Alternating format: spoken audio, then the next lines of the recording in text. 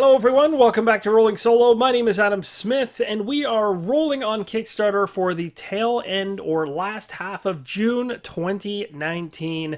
If you didn't check out the prior Rolling on Kickstarter segment, we covered the first half of June. There was a bunch of exciting Kickstarters that came out during that time, and there's honestly just as many that have shown up in the last half here of June that are definitely worth mentioning from a solo perspective.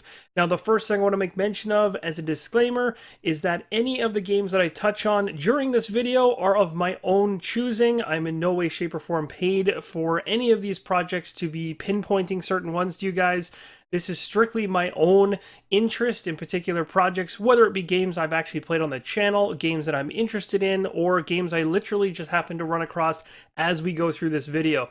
So I've got things to say on a number of different games, but there might be some surprises along the way. So let's go ahead and start off with the behemoth, the elephant in the room, Madera. So the very first project we're going to talk about, as I mentioned, of course, is Madera, Unintentional Malum, the complete trilogy, an epic adventure for 1 to 4 players set in a unique alternate world fantasy setting. And you can see that right across the top here. And what's really crazy about this project is it's raised almost 2 million US. It's gone over 2 million, of course, in Canadian dollars, and has 8,665 backers already in the first handful of days it's been out and live. Still 26 days to go, tons of time, and it's honestly quite exciting to see this thing jumping off to such a big start off the get-go. And really, the only way to understand why there's probably such a passion or such an excitement behind this particular game is to really go back and look at the previous Kickstarter. So we're going to do that for those of you that haven't seen it before, and we're not going to focus all of our time on it, but we're going to talk about a couple things that happened back then, and then also talk about kind of how Madera compares to some other really big box games. So first off, if you want to see something, and you do this all the time on Kickstarter, whenever you're looking to back a game from a particular publisher or company or creator, it's always good to see what their previous projects were like. So you can always go right here, click on their name, and then go to their created or backed. Created in this case, because you want to see what they've actually put out before, and you can actually check in on their previous projects to see how they fulfilled them and how they've done.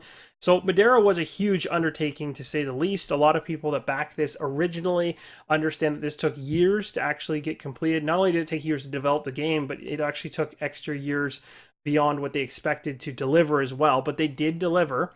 That was the exciting part. And yes, it was delayed, but you can tell right here that this is not the box that backers received. It actually became much bigger and much more epic by the time it was done. In my opinion, this campaign kind of rivaled what Shadows of Brimstone did back in the day when they first came out with their Kickstarter, and they kind of were overwhelmed with how many people were jumping on board with this project and how big it got. And that's essentially what seems to have happened, at least from an outsider's perspective, with the original Madera, because it really ended up unlocking a lot of stretch goals. So as you go through the previous content, you can see here, like, they weren't expecting $250 worth of extra, add-ons. And of course, that's going to, bump things out a little bit further. So anyway, this was the first time they had ever created the game. So they didn't even have a base game to produce yet. This was the base game they were actually trying to raise funds for. So it became a behemoth, essentially.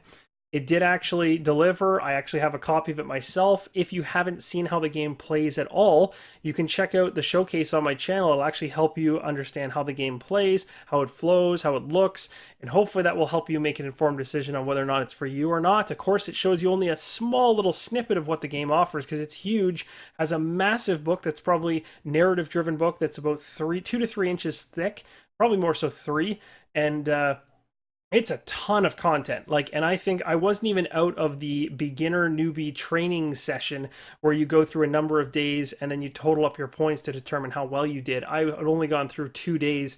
I believe there was 2 or 3 more scenarios before I got out of that. At least the ones I'd done on camera that you'll be able to see, because I didn't also want to spoil a lot. This is a game that is going to obviously have a really strong narrative. So the further I go into it, the further I potentially ruin for you guys, which I don't want to do. But I do want to give you an understanding of what you're getting yourself into so you can make an informed decision. So this was the old Kickstarter, as I mentioned.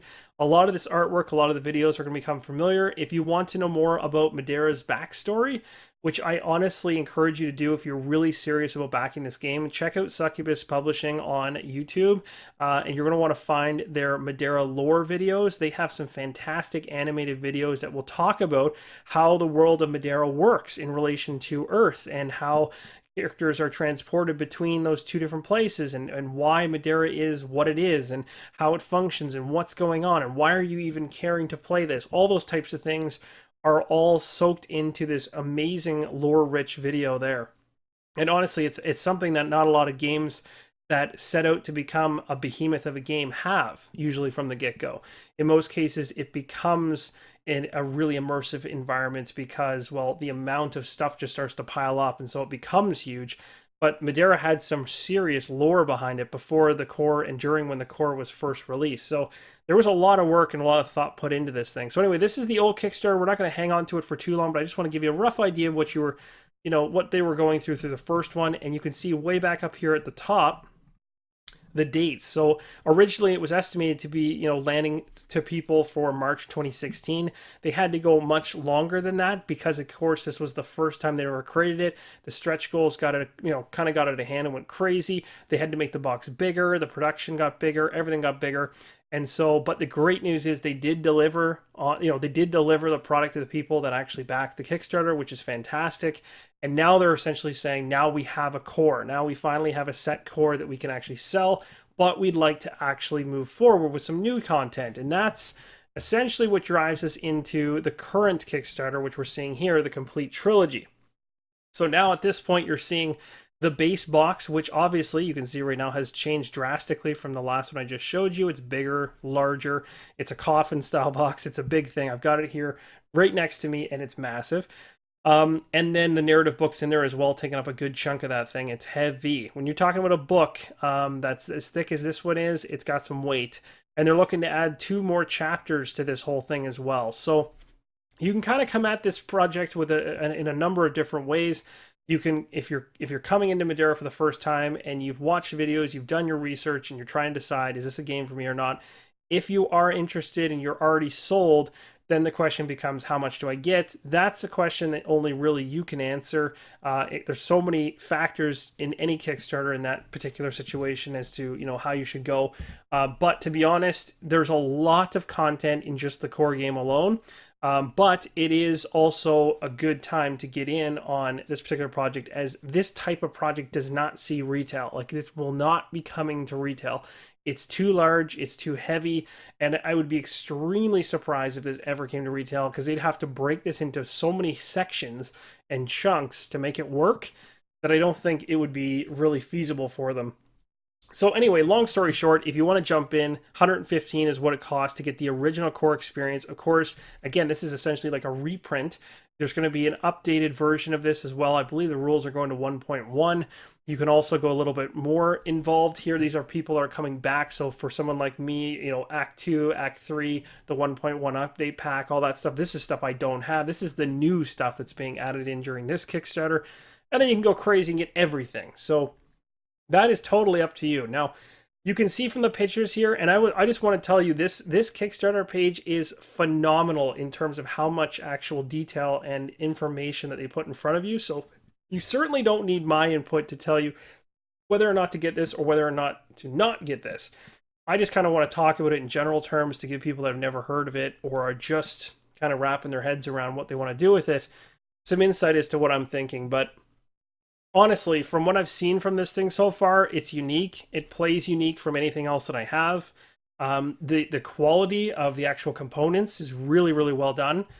The cardboard tiles right here, like the environment tiles, are really, really cool. They have UV spotting on them. I don't know if you can see it really well, but there's actually UV spotting on all some of the major parts of it. So like lava, the water, certain emblems. So they look better than the average dungeon crawler tile in general. But what's really cool about this game that I've found is that once you know the rules to it, very similar to Gloomhaven, once you know the rules, you start moving forward at a very quick pace. This is not the type of game where you're going to be slogging through it. You can actually pick up the pace and go quite fast. And what's great about it is they've thought about the fact from the solo player's perspective. You know, in most cases, you're going to think this is a 4-player game. Like, you're going to want to have 4 players going into this. Well, if you're playing solo, you're probably gonna want to go in with 2 characters. That would be my recommendation, is 2. You're not gonna want to control 4 because you've got to control the loadouts for 4 different characters all at once. It's a lot to do. So my recommendation is to use the 2-player variant that's actually on their Succubus Publishing website. There is actually, that information's already there, but inside of the original core box, you get the cards you need in order to play this in the 2-player variant form. So essentially what that means is, say, for instance, you have 4 characters, you can actually pick 2 of them, and then you pick the other 2 that you didn't choose to bring into the world, and you essentially link them. And what that means is you're not bringing them in, but you're stealing a couple of their abilities and adding their health and some of their abilities to the characters you're controlling. So it's kind of essentially balancing out, instead of controlling 4 characters and having all of that organization and work to have to go through to deal with 4 different characters, you're only dealing with 2, which is super easy to do when you're doing solo. And to make life even better, you're just getting a bonus on your health and you're getting bonus abilities, and bam, you're already evened out. And honestly, the scalability of that works perfectly. I've played a number of scenarios beyond what I've videoed, and I'm really happy with how that 2-player variant kind of can remove all of that extra work of having to manage 4 players. Now, there are some people out there that'll say, oh, I can do 4 players, and that's fine. You can do 4. But I highly recommend 2. The biggest question that I get for Madera actually recently has been, is it as good as Gloomhaven? Should I get that over Gloomhaven? Should I get Gloomhaven over Madera? Honestly, that's a question only you can answer, because they're obviously 2 completely different themes, first off. So really, you're going to have to choose which theme draws you in more than the other. The biggest differences between the 2 games, honestly, in my opinion, I look at these campaign-driven games like Madera and Gloomhaven, I put them into 2 different boxes in my mind, and I sit there and I say, both of them are huge, both of them have a big story, both of them are going to have you coming back to the table to play scenarios and continue your characters forward. They obviously have big differences between them in terms of how they play, so they stand alone on their own, and you could easily own both and not have any feeling of them crossing over each other because they play so differently. But the biggest thing that I will say in terms of differences, if I was going to compare them at the most generic level possible, would be to say, at a campaign-driven legacy type game that's just, and of course Madera doesn't fall into a legacy type game, but just any of these massive coffin box style games that are adventures and stuff like this, I would sit there and say that Madera's narrative is as strong as its gameplay, whereas Gloomhaven's gameplay is so much stronger than its narrative. That is the best way to describe how I feel about the 2 games. I love both of them. They're both fun to play, and they both will come back to the table for me because I want to find out more about them. I haven't finished Gloomhaven yet. I've gotten a ton of different campaigns going with that thing, and I've gotten so far into it, but I haven't gotten to the end yet. Madera, I haven't spent as much time as Gloomhaven because it's more new to me, but I have played it more off camera than I've shown you guys on camera, and I am really intrigued to continue playing it. And the thing I will say that I love is the balance. I love the balance of the narrative and the gameplay being on the equal level. I'm just as excited to play the game for the game mechanics of Madera as I am the narrative. Whereas with Gloomhaven, I'm more excited to play Gloomhaven because of the character unlocks, the mechanisms, the gameplay, the puzzle solving of a scenario than I am about the narrative. And hopefully you can kind of understand that, because essentially the way I look at Gloomhaven is Gloomhaven has a page or a paragraph or a couple, half a page of narrative that kind of structures as to what's going on in the scenario. And it's good, but Madera's way of handling it is far, far superior. They have not only the narrative written, there's more of it, which sometimes can be a con if you don't want to have to read a book before you start playing. But the real positive side of that is they've actually come up with an app. So there's actually an app that literally is out right now for Madera, and you can go, and it is an audio book of all the chapters going through the first chapter. So the first big base box, and they're working through all of it.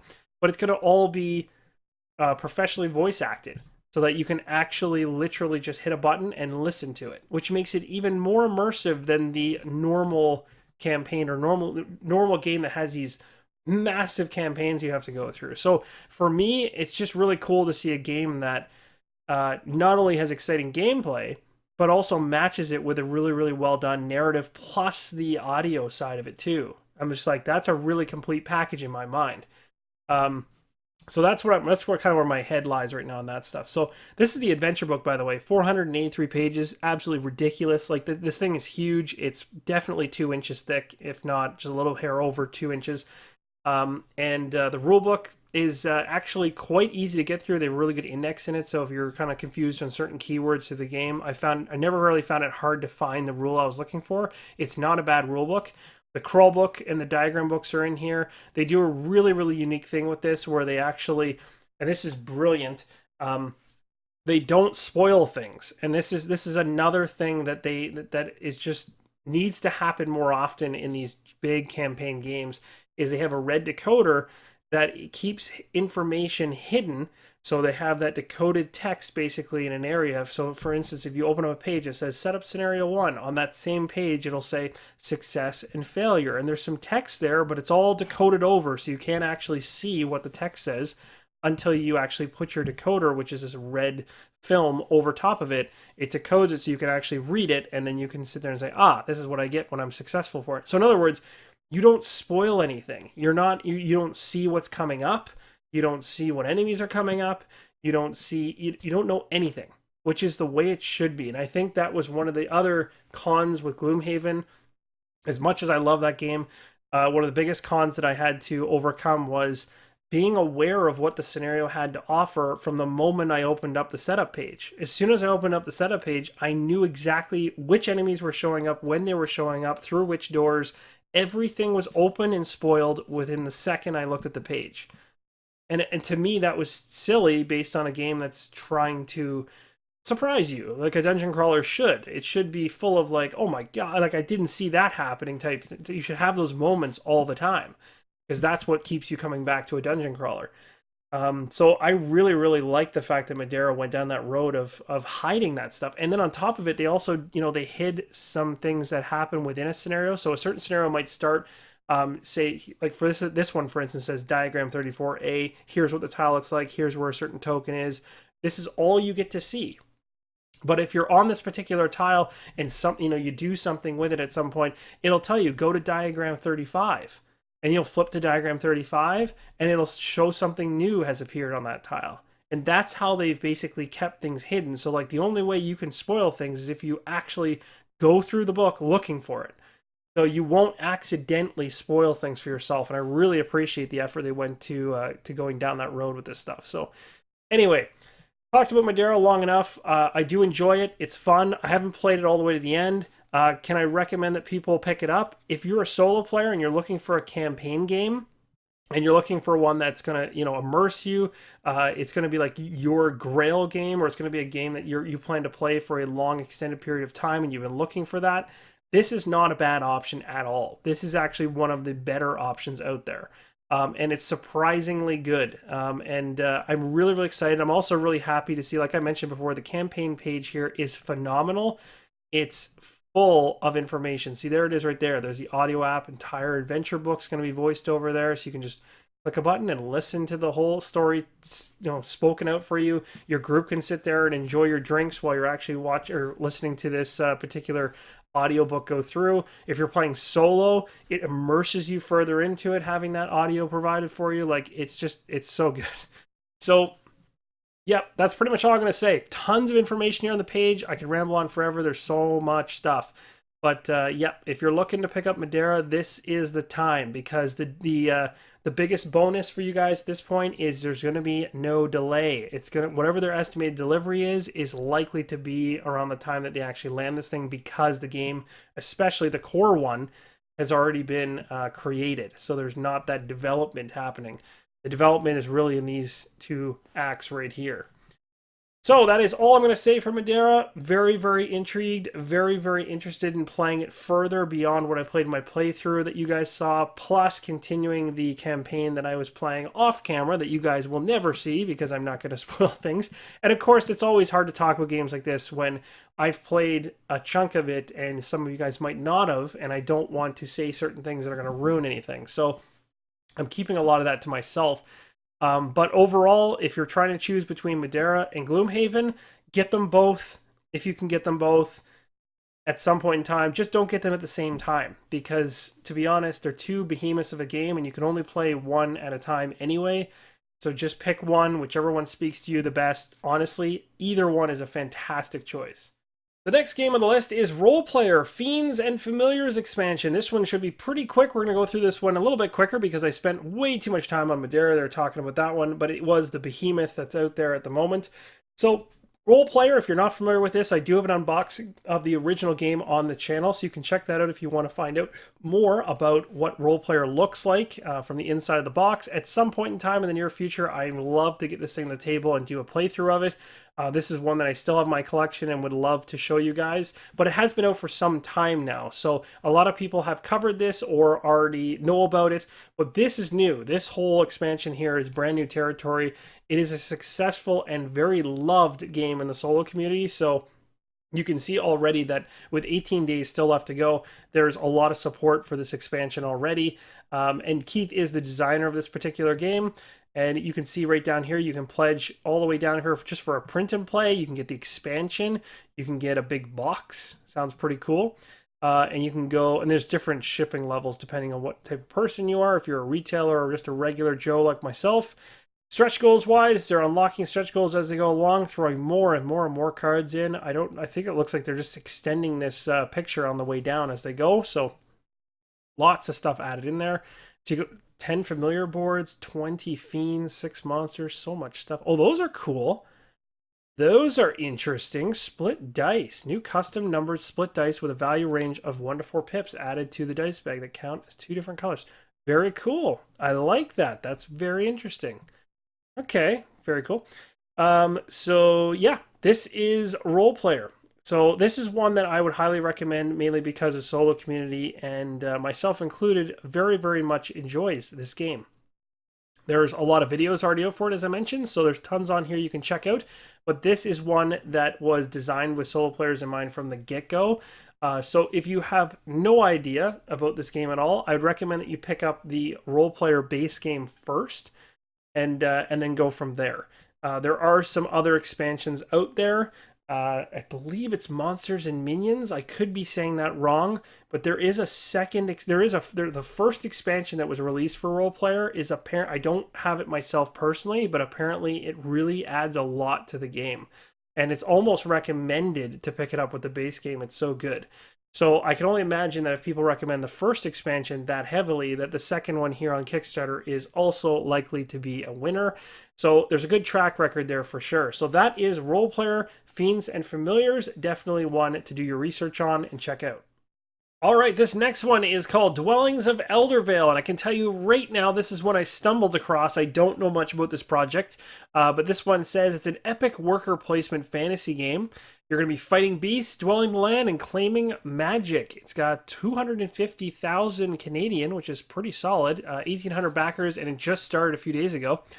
So the whole idea here, giant elemental monsters roam while dragons, wizards, and warriors battle for dominance over 8 elemental realms. Players control unique factions seeking to adventure, battle, grow, and power, and ultimately dwell in Eldervale. So with this one, what I'm curious about is how the AI would be handled in this particular one, because it definitely sounds more combative than anything else. So I wonder how the solo play in this thing all pans out. But if you're looking for cost, $69 US for the standard version. Still has game trays inside, so that's pretty cool. Those are really nice.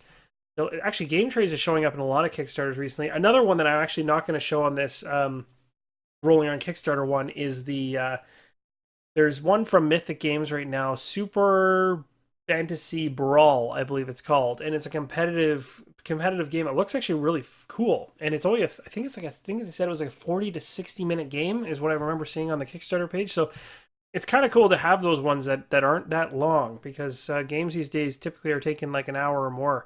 Seems like that's a more common range. So anything less than an hour is pretty surprising. So what's in the box? We got, wooden components, because if you're going to talk about a worker placement game, wooden components make a lot of sense.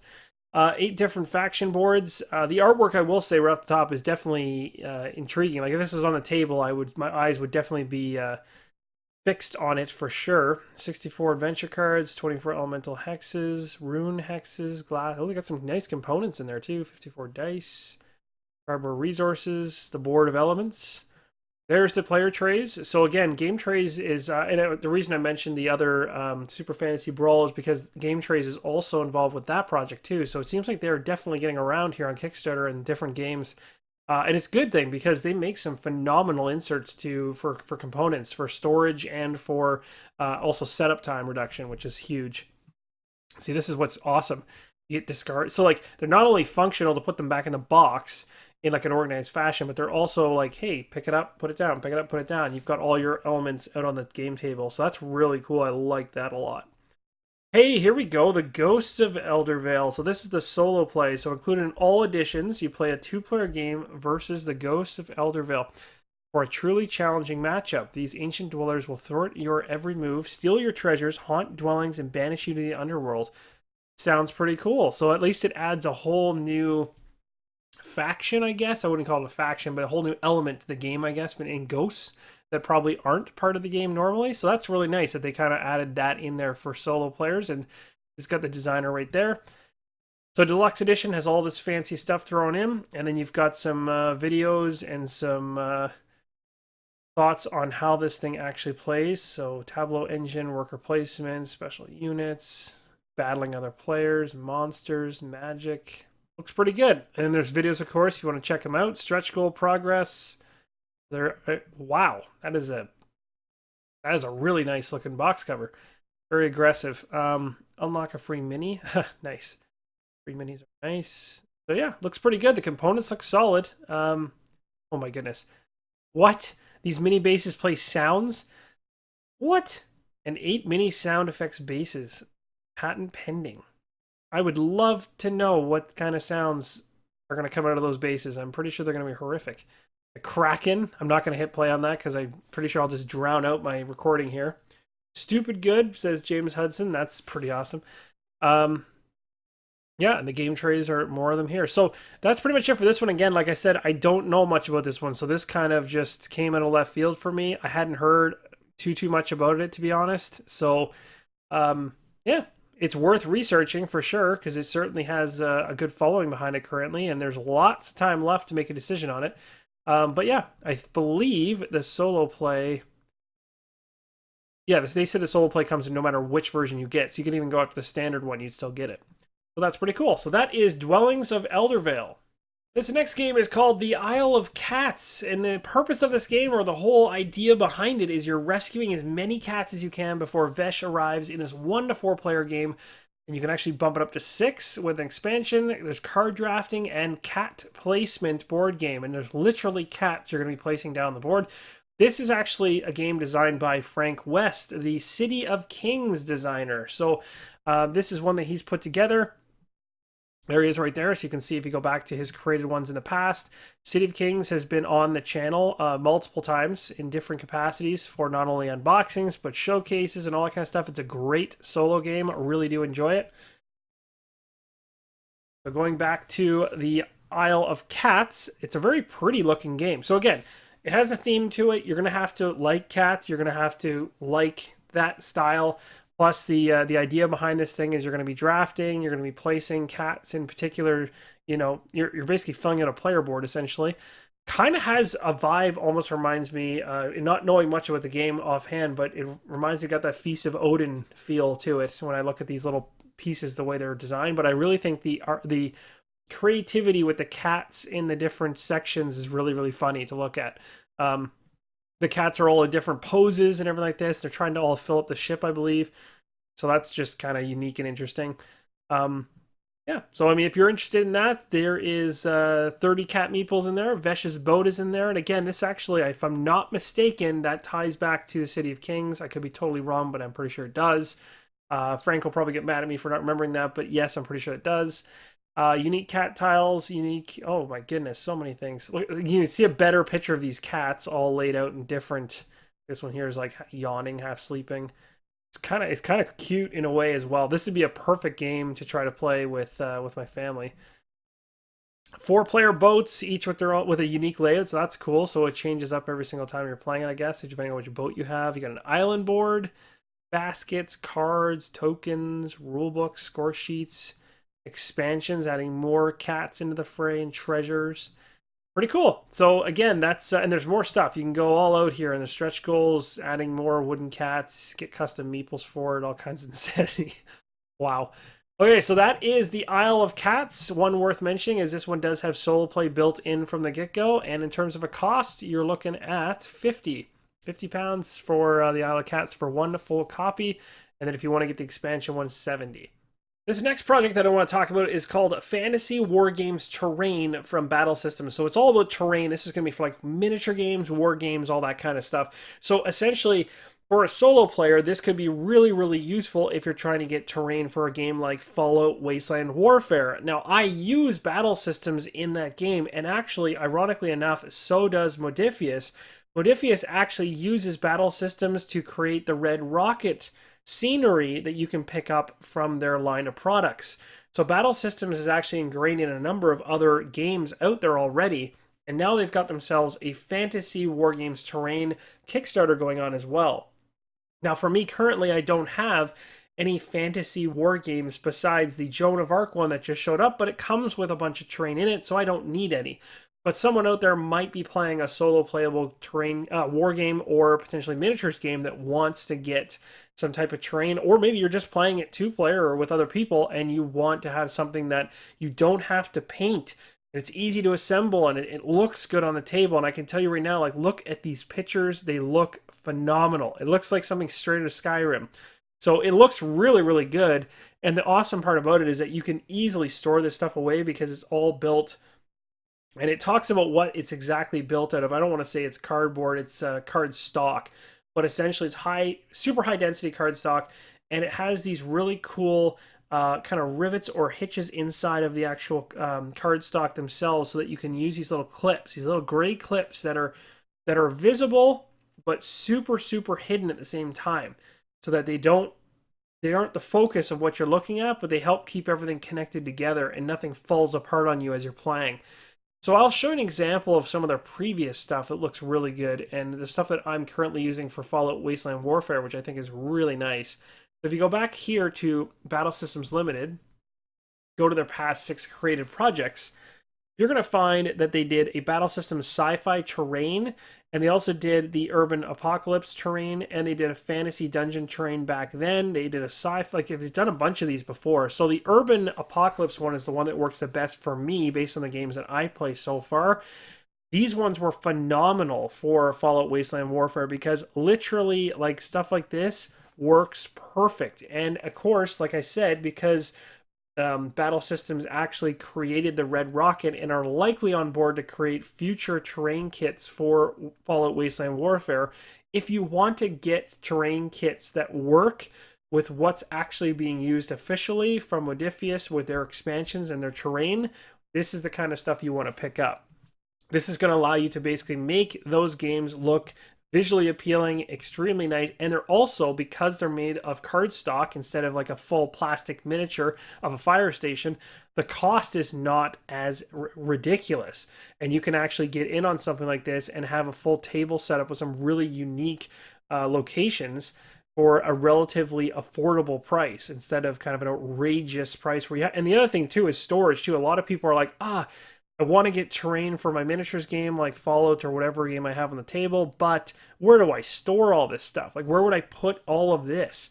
Well, I can tell you right now that I have a storage solution that I picked up from my local craft store here, and it literally houses the entire line of this post-apocalyptic stuff in one box because it all can break down, and then I can easily just pull it out and put it all back together when I want it again. It's all organized inside of a nice container. Easy. So I don't know if the actual FAQ on this particular Kickstarter mentions at all whether or not the pledge manager will allow you to pick up any type of sets that you want to get. It talks about, adding items to your pledge and things like this, but I don't know if it talks about picking up items from other sets that they previously released, but those sets would likely be available on their site anyway. So I'm guessing you just have to go pick them up there. It talks about the scale of the terrain, what they work with, what the terrain's made of. Of course, this is talking about it from a fantasy perspective, not from a post-apocalyptic perspective or any of the other ones. Long story short, if you're a solo player and you're looking to have a battle system terrain that matches what's being created in the Fallout Wasteland Warfare, these are the guys you definitely want to purchase from. If you also just have a sci-fi, fantasy, or post-apocalyptic miniatures game or war game, and you just want to have something that's storable, compactable, modular, doesn't take up a ton of space. It also is already colorful, vibrant, and alive. No painting required. This is definitely what you want to pick up because it'll save you a ton of headache with storage. It'll save you a ton of headache with setup, all that kind of stuff. Once it's on the table, it looks really, really good. The next project on the list to talk about is Thunderstone Quest, New Horizons from AEG. So this is a deck building game of heroic adventure, returning with 2 new quests and a 4th level hero, or 4th level heroes in general. So what it's going to allow you to do is, if you've already got the previous content from one of the other 2 previous Kickstarters, it's going to let you grab stuff from Quest 8 and 9 and some other promo additions. Of course, there's going to be some stretch goal unlocks as well in here. So what's really, really cool is, if you've enjoyed the original, which was the Champion Pledge, which you can actually pick up here as well if you missed it. It has all these quests in it, and I can tell you right now, it's a ton of cards. So if you like sleeving, get ready to sleeve a whole bunch. But if you have the Champion one already, that's great. Barricades was the last one that came out from the prior Kickstarter. That delivered to backers probably a month ago, and that opened up the door to solo play. So the first Kickstarter, they had talked about solo play, but didn't actually deliver on it. They said they needed more time to build that out and make it, well done instead of just tacking it on.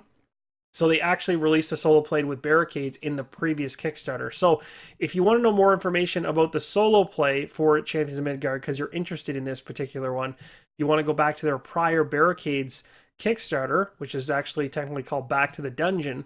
That is where they introduced the Barricades one right here. So Into the Barricades, you can see right here, solo and co-op play. So if you pick that up, you're able to play the original Champion Pledge box in a solo capacity, and all the prior content or even the content going forward. So you're going to want to pick up that because that will definitely allow you to do things solo.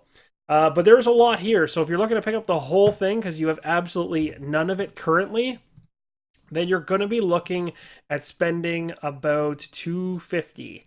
$250 is going to get you the Champion Pledge, the Barricades, which is a solo and co-op, and the New Horizons, which is what's being entered into the fray from this Kickstarter. So that's a decent chunk of cash. So make sure that you really, really, really want another deck builder. But again, this is a great one. So this is one that I would throw other deck builders out for. I will say that much because I do enjoy this one quite a bit. But do know that if you are a sleever or someone who needs to sleeve things, you're going to need to get a lot of sleeves because there's a lot of cards in this thing, especially if you pick up everything. But it's a very successful project. No one's surprised by that. Over 500,000 Canadian, just under 400,000 US, 4,500 backers, more. There's only 19 hours to go. So by the time I release this video, I might be catching it in like the last 5 hours. So I do apologize for the super short notice on that, but that's the way Kickstarter works. These videos cannot be timed with the projects going in and off Kickstarter as fast as they do. But this is one I would highly recommend solo players do some research and look into because it is a good game. And last but certainly not least is Game Toppers 2.0. Now this is an accessory for gaming that you're going to want to look into. If you've been looking into trying to get a better looking game table, especially if you're a solo player and you're somebody who's been playing on a standard, fold out table, a Costco table, something that you just got cheap anywhere essentially, or even you're playing on a dining room or kitchen table, whatever table you have, typically it doesn't look professional or it doesn't look super, super nice. What Game Toppers introduced with the first Kickstarter that they did, which really kind of, caught the industry by storm, was that instead of investing thousands and thousands and thousands of dollars into a super luxury, really nice looking game table that has full legs and a top and everything else, you can actually get away with just buying the top of the table in a modular fashion that allows you to turn any particular table that you have in your house into looking like a professional gaming table. And you might think that sounds silly until you actually see it. And then you realize how absolutely beautiful it is. So if you go through this particular Kickstarter, they're talking a lot about about what Berkey, or Kevin in this particular case, the designer of this, has added to his Game Toppers lineup. So a lot of stuff like this Viking look here on the rails is something that was new and wasn't introduced in the first one. So a lot of the talk is about the new stuff, but they also have their old stuff as well, and they have so many different variations in terms of size of the different tables you can get. And for someone even like me, I don't have the size of a room for my game room to house a luxury game table, but I can have multiple smaller tables laying throughout the room, which I use for recording. And for me personally, this type of product is perfect for me because of the fact that you can actually pick up any size that works for your space. So if you only have a small table, 36 by 36, you can pick up something like that. You can go for the 36 by 48, and it continues from there. Say, for instance, you want to put something on top of your dining room table or on top of your kitchen table, which is actually a much bigger thing to cover. You can go up to larger sizes. Now, you might think, how in the heck do you store something that is this big and it just sits on top of your table? It's going to be huge.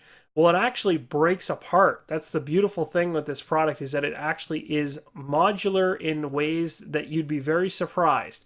It can break in half, and it does so very easily, comes apart and very easily reconnects. There's also a lot of different individual products you can pick up off here. Like, I'm personally interested in the cup holders, and the component tray is a good one. The game mat bags are good when you buy the particular game mats. There's a bunch of them in there that are actually really nice. Some of these are new too. Like, I didn't actually even notice they had poker chip tray ones, but that's actually kind of cool too. The accessory rails, this is where I was talking about the modular system. So say, for instance, you pick up a table that's, and I'm going to do a really poor job here because it doesn't say in this particular example what the size of this one is. But say you picked up a table this size. How this essentially works is there's a break in the table, a line that goes straight through the middle. There's a neoprene mat that's sitting on the top of this. So you take the neoprene mat off. There's a line that divides these two halves. And on the side right here, which is hard to see, there's a sliding rail with little screws, essentially, like little thumb screws, basically, that just screw into place to hold the two sides together. And you'd think that would be super, that wouldn't keep the table strongly put together, but it actually does a really good job based on the videos that I've seen, and even in person at Gen Con last year. And what you do essentially is you just unscrew that, shift the rail over, and the two pieces pull apart. And you can buy an accessory rail like this, and you can put it on half the table, and bam, turn the full-size table that you bought into its own individual table. So what people are doing, even what I'm interested in potentially doing myself, which I've been talking to Kevin about, is getting a table and actually buying two rails so that I can actually have essentially have either one huge table or have two smaller tables. And it's perfect for me in my setup, being that I'm constantly doing playthroughs, I'm constantly filming, I'm constantly moving between tables and setups and everything else. It'd be nice to have a modular setup for all that, especially when having just one giant luxury table takes up a lot of space. It basically takes over the room, becomes the centerpiece of the room, and then that room can't be used for anything else. I prefer this way more.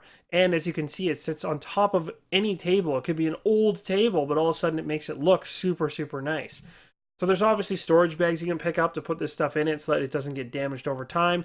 You can go crazy, pick up leaf extensions if you really want to push the boundaries and turn it into like a miniature gaming table, which is like, 6x4, and even further than that, go up to, I think you can go up to like 8x4 and stuff like this, like get really, really really long.